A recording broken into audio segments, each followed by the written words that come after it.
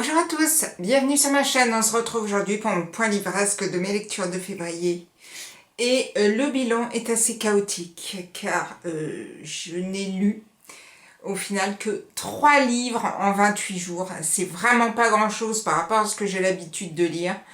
Mais j'ai vraiment eu du mal à bouquiner et parfois je me suis un peu enlisée dans mes lectures. Donc j'ai un peu fait traîner, ce qui fait que j'ai beaucoup moins lu que ce que j'aurais pensé. On va donc passer très vite sur une vidéo qui sera sûrement très courte, mais par le premier livre que j'ai lu durant ce mois de février, et j'ai lu Les Bienheureux de Julien Dufresne-Lamy. C'est paru aux éditions Plomb, si je me trompe pas, c'est sous mes doigts. C'est paru aux éditions Plomb. Je trouve la couverture très jolie. J'aime beaucoup Julien Dufresne-Lamy. Tous les romans que j'ai lus de cet auteur, je les ai tous beaucoup aimés. Du coup, j'avais très hâte de me plonger dans ce livre aussi. Je dis livre, parce que pour moi, c'est un roman. Donc j'attendais vraiment une histoire et tout, et que nenni. C'est pas du tout un roman, et en fait c'est plutôt des rencontres qu'il a fait sur la maladie de Williams-Buren. Alors je ne connaissais pas du tout la maladie. Je sais pas, je suis peut-être la seule, mais j'ai beaucoup aimé ce livre parce que ça m'a permis d'en connaître plus. Et dans ce roman, il va rencontrer des enfants, des ados atteints de cette maladie, et sur ce point-là, vraiment, je trouve ça hyper touchant. Il va aussi rencontrer les parents qui vont lui expliquer un peu la difficulté de vivre avec un enfant qui a cette maladie. Mais voilà, c'est pas un roman. Donc si, comme moi, vous aimez beaucoup les romans, même si vous aimez beaucoup Julien Dufresne-Lamy, ce sera peut-être pas fait pour vous. Maintenant, ça a été une très belle lecture. J'ai un petit peu plus ramé que d'habitude, mais ça reste quand même une très jolie découverte, une très jolie couverture. Et forcément, je ne vais pas m'arrêter là. Il me reste de cet auteur, tous les romans ados que je n'ai jamais lus, mais ça je ne les lirai pas. Donc vraiment en roman adulte, je crois qu'il ne me reste plus que Anti-Chute. Et je les ai tous lus. Donc je vais essayer de lire celui-là. Alors je sais que j'espère que c'est un roman aussi. Oh, peut-être, je sais plus. Bon, Anti-Chute forcément sur la chute des cheveux. Je sais pas, du coup maintenant j'ai des doutes. Est-ce que c'est un roman ou pas? Mais celui-ci en tout cas reste une très belle lecture. Si vous voulez en apprendre plus sur la maladie de Williams-Buren, moi après ça m'a vraiment donné envie de chercher un peu sur internet, de regarder des vidéos, des reportages qui sont passés sur cette maladie dont on ne parle pas assez, et c'est vraiment des enfants très touchants, ou des enfants, des jeunes adultes, des ados, enfin. Moi, ça m'a vraiment beaucoup touchée, donc n'hésitez pas si vous voulez découvrir cette maladie. Et forcément, je m'étais fait avoir sur l'histoire du roman, donc après, je me suis dit, je vais me prendre une valeur sûre. Et en valeur sûre, dans ma pile à lire, j'avais Le Carnet des rancunes de Jacques Expert. C'est paru chez Calman Levy dans leur collection noire, et j'adore Jacques Expert. Et j'avais toujours pas lu celui-ci. Et là, je me suis dit, c'est le moment. Là, au moins, je suis sûre que c'est un roman, ça va le faire et tout. Et je vous avouerai que, j'avais déjà un peu ramé sur le premier, et là, j'ai encore pas mal ramé, parce que j'ai eu beaucoup de mal, mais vraiment beaucoup de mal, à rentrer dans ce bouquin. On est ici avec Sébastien Desmichel, c'est un homme, il vient d'avoir 50 ans, et il s'était juré qu'à ses 50 ans, il reprendrait ce qu'il appelle le carnet des rancunes, et qu'il en ferait baver à tous ceux qui lui ont fait baver, et qui lui ont fait des crasses auparavant. Et voilà, il a passé ses 50 ans, et il a décidé de se venger sur les personnes qui lui en ont fait baver durant toute sa vie. Alors, on va donc suivre le déroulé du carnet, et je crois que c'est ça qui m'a moyennement plu, puisque, c'est telle personne. Alors, des fois, c'est vraiment des petites broutilles, enfin, on se dit, on va pas aller se venger là-dessus. Des fois, non.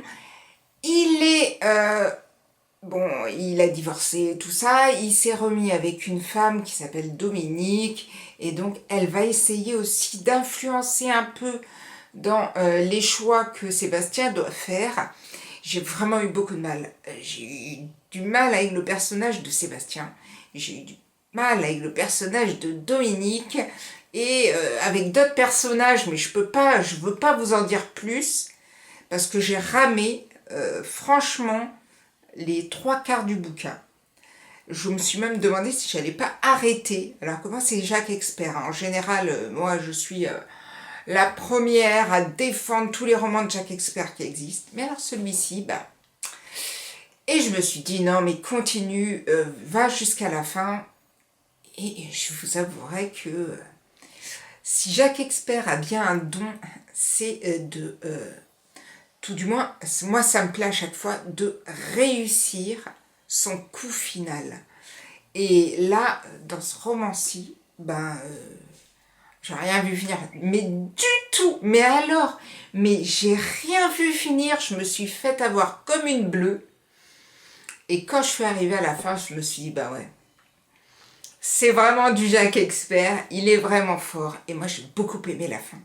Du coup, malgré le fait que le livre en lui-même ne m'ait pas plu, je me suis dit, waouh, la fin était explosive pour moi. Et donc j'ai adoré cette fin-là. Ça me rappelle La Nuit des Anges d'Anna Tomasi, que j'ai lu il y a quelques mois. Pareil, tout le long du livre, je me suis dit, mais est-ce que je vais aller au bout? Est-ce que ça vaut le coup d'aller au bout? Et c'est vrai que, bam, quand on arrive à la fin, que ça explose, on se dit, waouh. Et celui-ci, ça m'a fait le petit waouh et j'étais bien contente d'arriver jusqu'à la fin, ce qui fait que ça me donne quand même un effet un peu moins négatif sur cette lecture.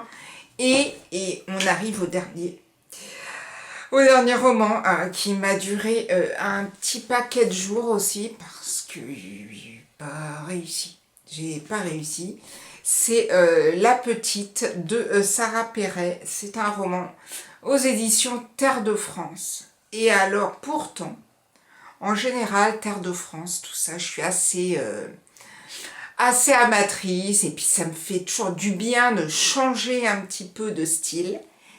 Mais alors là, j'ai une explosion de personnages différents et tous ces personnages vivent ensemble et il y a du retour en arrière, d'en avant, de machin, et qui est quoi. Alors, ça me gonfle. Ce genre de bouquin où il y a 100 millions de personnages et où je suis perdue en deux en me demandant si j'ai pas Alzheimer, ça me gonfle. Couverture très belle.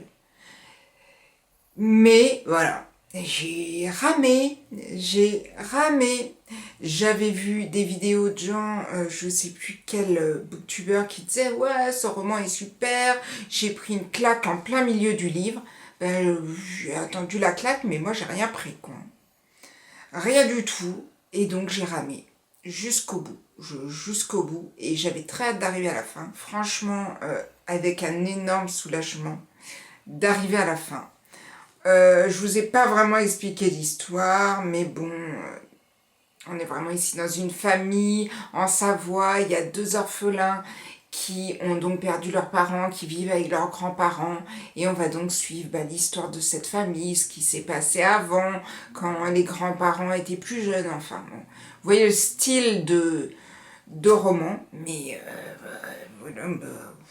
voilà, je suis vraiment passée à côté et j'étais pas dans ma lecture. Mais alors moi, ce qui fait que, ben voilà, le maigre bilan de février. Alors après, il y a eu les vacances. Et c'est vrai que quand je suis en vacances, je fais autre chose et je prends moins le temps de lire. Surtout quand je reste à la maison, parce que j'ai toujours plein de choses à faire.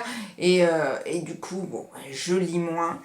On est là, je ne sais plus, le 5 mars.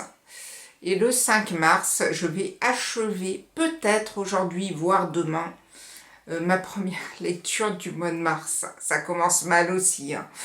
Mais ouais, le livre que je suis en train de lire actuellement, dans lequel je mettais beaucoup d'espoir, ben, J'en reste assez mitigée, mais ça, ce sera dans mon point livresque du mois de mars. Si vous avez lu un de ces 3 livres, n'hésitez pas à me dire ce que vous en avez pensé.